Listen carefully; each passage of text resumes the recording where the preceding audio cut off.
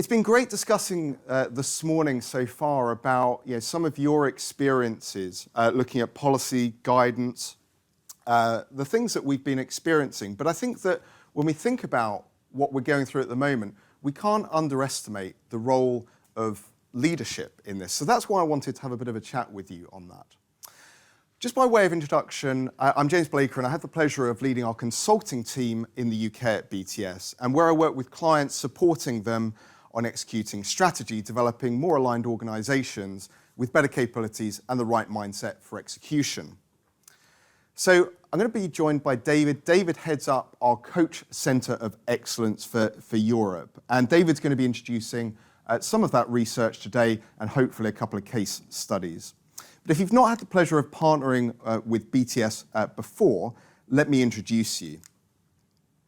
So BTS is a consultancy specialising in the people side of strategy, and this means that we partner with clients in two main ways.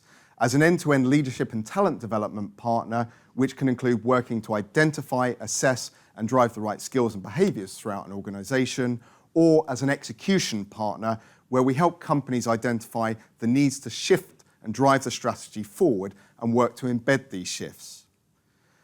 We ultimately help companies identify what needs to shift to drive these strategies forward and work to unlock and drive these shifts in individuals, teams and the organisation at large. And what we found is this very often comes down to mindsets, deeply rooted mindsets in the organisation, its leaders about the business, their roles and what success looks like. And I think this sort of reflects some of the challenges that we're all experiencing in the current sort of hybrid setup. So over the last 2 years, we've been working quite closely with clients around this notion of the realities of the new working environment, and particularly around hybrid working, looking at what that's meant for their culture and identify the key stylistic shifts for their people to lead successfully in times of disruption. I think it's important here to recognise that hybrid working, our pandemic, is just one form of disruption. Look in the rearview mirror, there have been many previously, and no doubt there are many more ahead of us. So I think it's important to get this whole notion of disruption. And today we'll explore what's characterising the great from the not so great companies as they navigate these new realities. And arguably, many of these shifts were already present before we sort of started our journey on the pandemic. So let us move forward and think about, well, what's that experience looked like for us over the last couple of years. So to this date, let's dial the clock back 2 years, 10th of May 2020. We were 2 months into our lockdown in the UK and the government were announcing a new COVID alert system. We were asked to continue working from home or stop working altogether. And while many businesses have successfully transitioned to operate with an online distributed workforce, we've got to remember that this type of change is a human and social endeavour. It is a fundamental impact on culture. So what do we learn about people's preferences and how they want to work in the new realities? Towards the end of 2021, BTS worked with a variety of clients as they navigated the new realities of work, specifically their transition to hybrid working. In one example, a large multinational bank headquartered in Europe and working with a leadership population of 2,500 leaders were launching their hybrid working guidance. We engaged leaders to discuss their preferences and appreciate the perspective of others. Here's what the research found. 50% of those in this audience population favoured or tending to favour a more office-based working culture versus the other 50% favouring virtual working. Yet there was an overwhelming preference in how work was to be structured and how that got done on a daily basis. What this work started to spotlight was the necessary tensions and possible implications on the bank's culture and the role that the leadership, this particular leadership population, had in engaging the entire workforce in change. To date, the leader-led cascade has reached over 12,000 employees and is still continuing. So given the shift to hybrid working as one example of disruption, those in positions of people leadership clearly have the most visibility and impact on employees and their choices. And in the face of rapid disruptive change, businesses are realizing that people leaders simply cannot be expected to have all of the answers. And there's an increasing urgency for leaders to create the conditions for success rather than as purely a deliverer of that success. I think that's been echoed in a lot of our conversations today. But we're continuing to live and learn through these changes. And whilst we'll offer one perspective here today, we'd love to invite you to share your lived experiences. So this is where I'm going to ask you to come off mute, the most overused phrase of 2020, 2021, and ask you two questions at your table groups. Just briefly, talk about your experiences, more prolifically, the pain points that you've experienced going through the new working realities. If we could advance, please. And next, I want you to ask within your groups, what have emerged as the best practice leadership attributes? So what have you experienced over the last 2 years that's emerged as a pain point, and what are you now experiencing as the best leadership practices? Here we go, we've got the questions here. What we wanted to do was first look at our research. What was our research telling us here? I see we have some very eager and engaged people at the back. So, for us, there were a number of things that seem to be holding true, right? So, this is what we found. We tried to make sort of sense of the situation and the underlying factors, and we sort of took stock of what had happened previously. And we took great appreciation in this particular quote. It was John Ruskin, for those of you that don't know. He was a prominent writer in the 19th century and a philosopher. And in reading this quote, what Ruskin sort of seemed to talk about was the case for people leveraging what I would refer to as their native genius to avoid burnout. That's sort of been a characteristic over the last sort of 2 years working as the way we have, and working towards a greater good. And I think the case for why people should be making a life instead of a living has become extremely prevalent. And when I read the words of Ruskin, this almost sort of describes in contemporary terms about living a purpose. So we've observed many organizations trying to embrace a purpose-driven strategy and refreshing their organizational values, which have a degree been successful at connecting people and employees. However, purpose and values simply aren't enough. They're good, but it needs to be more than that. So what else do we sort of need to look for? Well, I took inspiration from Finland in this one. The Nordic nations embraced agile ways of working for decades. It's a style of work that's well suited to the country's deep-rooted culture around trust, equality, and pragmatism.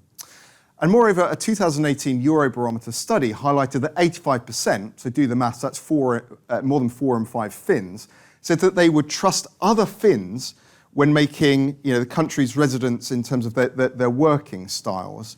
So economic prosperity and perceptions of social equality have helped instill a trusting quality that seems to connect the Finns. So therefore, trust, I would say, is an important consideration in terms of how we get things done and we work together, so purpose and trust.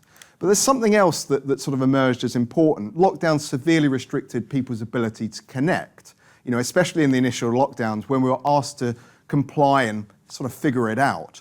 We immediately craved for that connection and belonging as we faced off into an uncertain future. It was ripped away from us and not easily substituted. So we know it's important, and I would say we could look to the church as an example, a place where people have sought connection for thousands of years to share thoughts, feelings, and become more resourceful and resilient. But with congregation numbers dwindling and social preferences changing, that sort of wholesomeness that I talked to is now being sought from, amongst other things, inside the work that we do. So here's what we've established so far. Organizations have understood the importance of engaging people. It's now a different type of conversation. And people now demand other things. That we know is so true from our discussions this morning. But the leader's role in taking care of people in their charge has never been more important. So our research, which David will talk us through in just a moment, technology prevailing, will help us revisit some of that discussion. We're going to revisit some of the discussions that you had at your table groups. But I'll leave you with this for now, the need for empowered cultures to drive business success through purpose, trust, and building resilience, which is fostered through connection and belonging, does seem rather important. So David, we're going to switch you up onto the screen. Hopefully you're live with us. Here we are. Hello, David. Hi, everybody. How are you feeling? Sorry I can't be with you in person. I'm not feeling at my best, so just the gloriously pale, slightly sweaty look. I was thinking the other day about the reality of the new workplace and hybrid working, and I'm actually really pleased that we're in school hours. My reality yesterday was my daughter running in whilst I was on a meeting, demanding to know why we'd run out of peanut butter, and announcing to everybody that I was very annoying. So that feels to me summing up the kind of new reality of workplace. So much as I'm sure you're loving looking at me, I'm going to ask now to switch away from me and move on to the slides. So I talk a little bit about the research. Okay, so hopefully you're on slides. So I'm going to talk a little bit, go back in time a little bit in terms of the Coaching Centre of Expertise. So we were set up predominantly with the purpose of democratizing coaching, of taking top quality executive style coaching to the many and not just the few. That was a kind of raison d'etre. And about 6 years ago, we realized that we were sitting on about 100,000 coaching conversations. And we thought, well, there must be some data at play here. And this talks to the fact that some of the themes that we've seen emerging from the reaction to COVID, actually, I think we're already there. It's just provided almost like a microscope to kind of build them further. So we work with the Singapore University to kind of try and understand what is it in the what is that black box of powerful coaching conversations? What are the challenges that leaders face? And is there a way that we can codify that?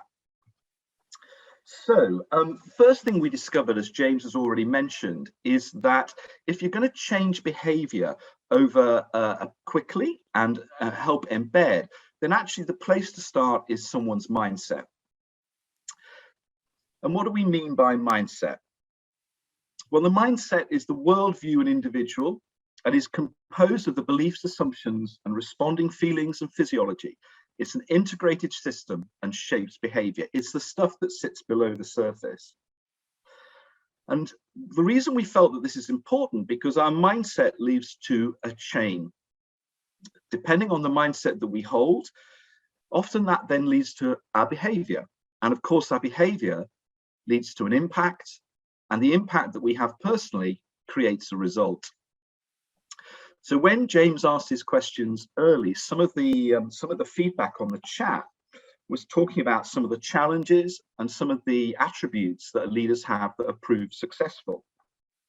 And we can start to see how that flows through in terms of mindset working in a hybrid world leads to certain leadership behaviors that leads to an impact, positive or maybe not so positive, which means that then leads to results.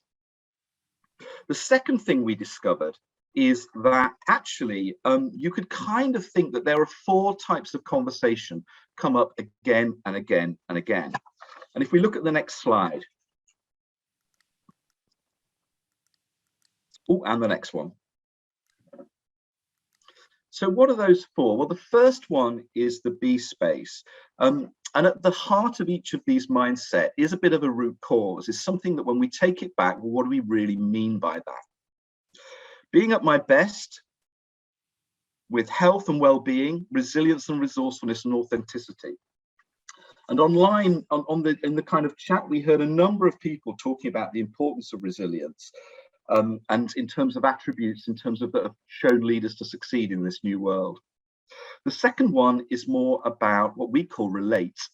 And this is how you build trust. And we've already heard trust mentioned a number of times already today. Connection, belonging, valuing others, giving a difficult message, feedback, and how we handle conflict in a constructive way, not a destructive way. The second leadership mindset is around leading with our values, is a sense of inspire. How do we attune people in terms of the direction, the change, meaning, and purpose, leading in times of ambiguity and uncertainty? So if we can build again to the next slide, and then build again to the next slide. And finally, it's how we think about our environment, how we think about the world that we operate in, solving problems in a new way, handling complexity and chaos, working in innovation and finding creative solutions. One of, online, we were talking a little bit about growth mindset. And that's something, again, in terms of how we view a mindset that we have in terms of how we view the world. So we started to see these the research showed that these mindsets existed and drove a lot of the challenges that leaders face on a day-to-day behavior. And that if we could work with coaches to codify that by giving them approaches and tools, then what we can do is we can create behavior change really, really quickly. And it takes a small step thing to then think, well, actually, if we can equip leaders to be able to recognize these mindsets and be comfortable in coaching in that space in the moment, then actually we're more likely to enable those leaders to create the results that they want in their teams. And we codified that, and we wrote a book about it. And you're going to hear more a bit about the book and get an opportunity later to get your own copy. So what I'd like you to do now is just spend 5 minutes or so, and we'll hear from the room, and I'll pull on a couple of people online to think about, do you recognize these 4 mindset changes? Be, relate, inspire, and think. How do they fit with the leadership attributes that you'd already spotted and suggested in your table conversations? Are there any that you feel is particularly more prevalent than others? So let's hear from a couple of tables in the room, and then I'll summarize some of the chat that I picked up on the comments. James, are you okay to just take a couple of tables feedback? Yeah, that sounds good, David. So, discussions. Let's revisit the discussions. Someone that wants to share in the room.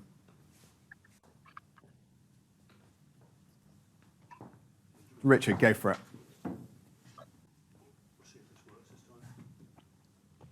Here we go. So I think on our table, we captured a lot of those. I'll be honest, maybe not be exactly in those boxes, but we captured them. The thing that was sort of struck me as you were talking through, as Dave was talking through them, these aren't things to quickly get. You don't quickly get trust in an organisation. You don't suddenly learn how to lead in uncertainty. So just conscious, how long does it take leaders to suddenly get mastery in some of these disciplines? Yeah. Maybe in response to Richard's question, any thoughts from the room about how trust is built? How long does it take?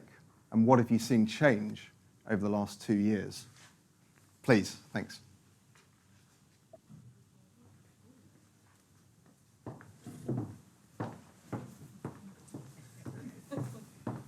Thanks, John. I have exactly the same problem with Microsoft Teams. Hi there. Something we talked about on the table here is how the trust within the C-suite was actually created really quickly in the beginning of the pandemic. And it was because people saw the CEOs in their home. They had their hockey shirts in the background, or the cat joined the conference call. And, 1 minute they were talking about sort of the executive strategy about something, and then all of a sudden they all stop and they're like, oh, it's a cat. and that was really powerful and really, really helpful to build a human connection with the top executives. But also it's lost really quickly too. Really, really quickly. As soon as people start moving back into suited and booted, back into the office, that could be lost really, really quickly. But I think that was something we were talking about mostly on the table here. Yeah, thanks for sharing that.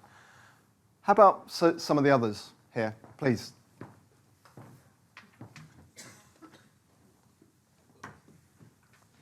Thank you. I think that there's no immediate quick fix straight away. I think, the whole point is actually it's a continued conversation, it's continued development. And that's, I think ultimately how the trust is built. It also makes it more measurable, and then you can continue to develop throughout the process. So it's not an immediate, everybody wants the answer, like what do we do and what do we do now, and give us the answer. But actually, it's a continued journey. So that would be my answer. Yeah, brilliant. David, just coming to you from some of the online observations that we can't necessarily see in the room here, what have you observed?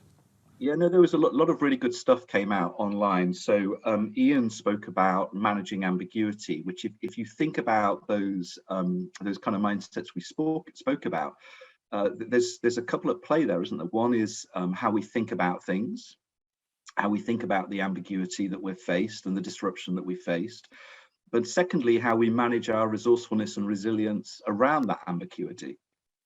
And often that's very difficult for leaders because they've often been promoted because they're really good problem solvers. And having to deal with ambiguity, there's almost like a natural leadership trait to kind of want to solve it for the individual and tell them what to do to make it okay. Olga covered everything pretty much. Empathy, resilience, if you think about that in terms of the B space, but relate in terms of, empathy is a really important part of trust and connection. As you spoke about, and we would also, if you can't really value others unless you're able to step into their shoes and have strong empathy.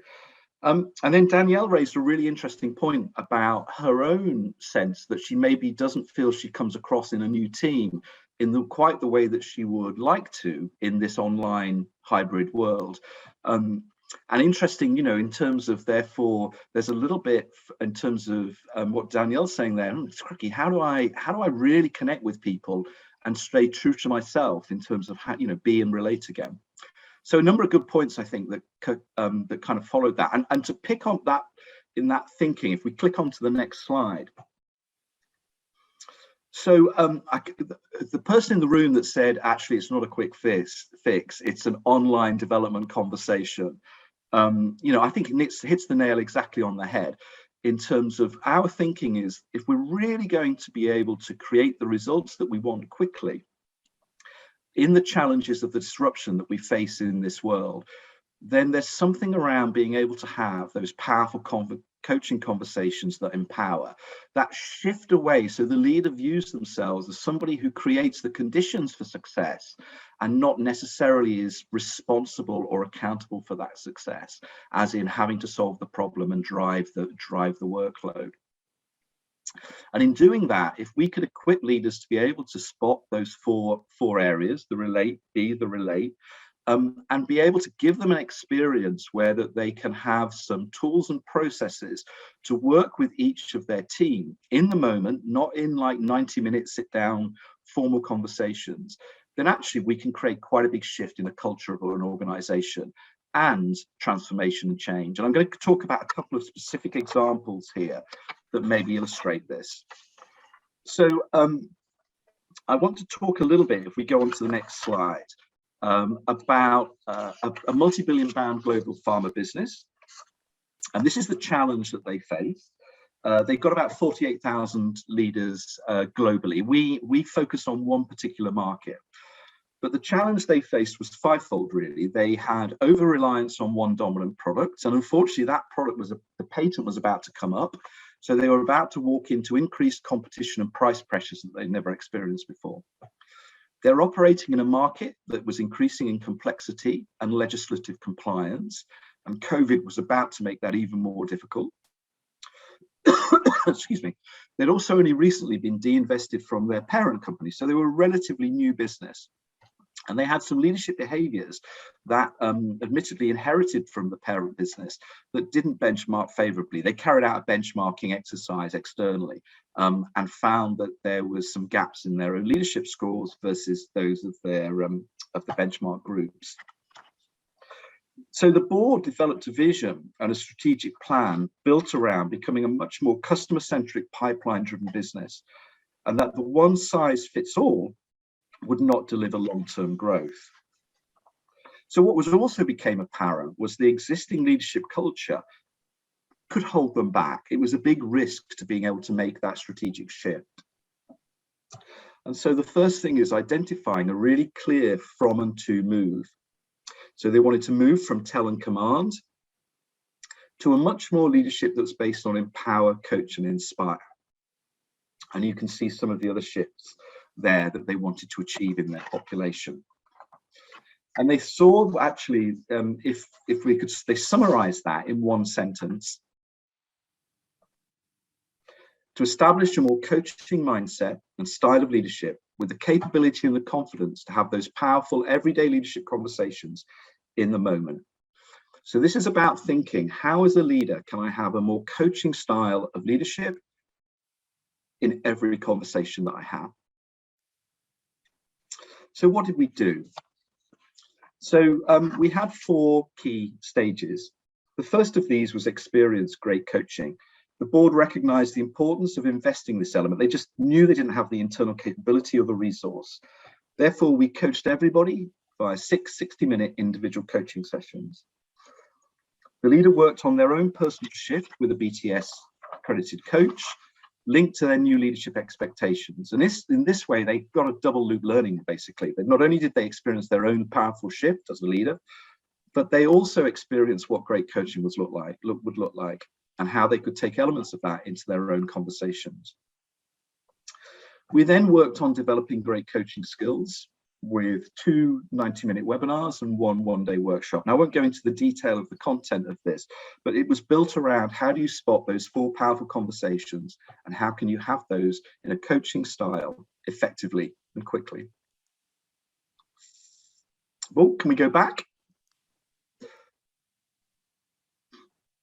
Secondly, there was apply great coaching. So line manager connection, and we continued the idea of trios working together. And then finally, the most important bit is embedding great coaching, aligning other people processes, and then additional support. We provided supervision sessions, coaching surgeries, and masterclasses. And over that, we ran that for every leader, board included, across the business. And what was the impact of that? So you can start to see here, these are the percentage numbers of people that agreed and disagreed. So this was self-reporting 3 months after. So you can see there around performance conversations, development conversations, and peer manager conversations, a high level of agreement. Secondly, what was the business impact? Next slide. So I can't share some of the detailed business measures that we took, but in terms of the self-reporting impact that they saw, these were the top 4 that were chosen by the attendees. But maybe more importantly, what are the people who are on the receiving end of this different style of conversation happen? So let's look at the next slide. This was their engagement survey. And you can see the shifts there in 4 questions that we identified at the start of the journey that we would use as a measure. So you can see there that the increase we had in those. I think I should also say that we worked with one particular market. This was the only market to actually increase their scores. Everybody else either stayed flat or went down during this period.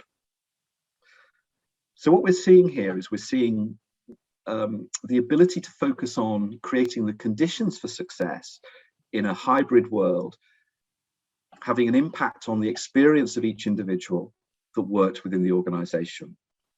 And I'm going to talk a little bit about a slightly different organization now. And we can stop the slides now, actually, and you can move back to my glorious face. So I'm going to talk a little bit very briefly about a restaurant business that's famous for its chicken. They also wanted to shift their culture to one of a more intentional coaching style, with the ability to face into much more challenging conversations. Actually, the stats went up. So I was just seeing a question on the chat asking about why they went down. Sorry, the pre and the post scores went up about 10%. So it's probably, we showed the data a bit too quickly, but they did go up. So in terms of, let me talk about this restaurant business. So they entered COVID, and within a month, their revenue streams completely disappear, as in the restaurant shut.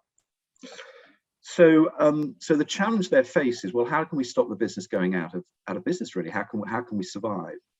And they recognized the need to create very quickly an effective online click and collect ordering system. So that's what they did. Now, they did that in 2 months. Previously, it had been on the agenda for the last 2.5 years. Now, I'm not saying a coaching culture was the only thing that led to that creation of that. But if you think about the 4 types of the conversation and how they applied in that situation, what the leaders of this business recognized is the real importance of having everybody tuned into a common purpose. And that common purpose actually spoke to their own personal purposes. And the leaders that were able to make that connection with individuals. The second thing, it was an immensely stressful period. People were working intensely to create this solution. So the ability to support individuals with resilience and their resourcefulness was also key. How do you do that? Not in the office. How do you be creative? Not in the office. How do they think about the business conversations and that innovation to give them permission and empower to experiment? And finally, the ability to build deep relationships as different parts of the businesses came together to deliver this solution. So I just think it's interesting that faced with solution, we've got 2 organizations, faced with disruption, we had 2 organizations here that firstly didn't choose to invest their resources in technical capability in a way of, in the pharma business, technically, what does a pipeline business look like and how do I lead it? In this business, how do I sell click and collect? What they chose to invest in is, well, how do we create a more coaching culture that enables our leaders to create the conditions of success in everyday powerful conversations? So with that, I'm going to hand back over to James to close. Thanks so much, David. And I'm going to start driving us through to lunch. We'll just get the slides back on if we can. I appreciate you joining us remotely, David. So just to sort of summarize where we've been, the last 2 years, we've witnessed some fundamental aspects of leadership which have proved to be more successful than others in times of change. And whilst we can't predict disruption, we know it's coming again. Yet the underlying principles around purpose, trust, and building resilience through connection and belonging will remain important. We've codified this with our research. You've seen sort of the 4 domains of leadership that we've talked to. And David spoke to the book, The 4 Greatest Coaching Conversations. We'd love to share that with you. So if you fancy a copy of the book, scan the QR code, register for that, and we'll get connected and get you a copy out, an e-copy or a hard copy if you're so inclined. So we hope that it's one tool in your arsenal for continuing to help create empowered cultures which ultimately drive business results. Thanks for your time this afternoon and good luck on your future journeys. John. Thank you, James and David.